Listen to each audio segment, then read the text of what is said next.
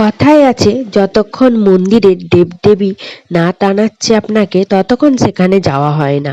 সেই রকমই আজকে আমরা যাচ্ছি পরিবারের সবাই মিলে মাদপুরের মনসা মন্দিরে পুজো দিতে।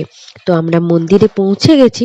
পুজো দেওয়ার আগে এখানে দোকান আছে, এখানে দোকান থেকে আমরা কিছু কিনে নেব যেগুলো আমাদের দরকার লাগবে, তারপরে আমরা চলে যাব মন্দিরে পুজো দিতে।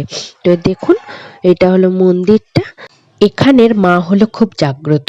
মা কাউকে খালি হাতে ফেরায় না, যে যা মনস্কামনা করে মা তা পূর্ণ করে দেয়। এই দেখুন, এখানে সবাই নিজেরাই পুজো করছে।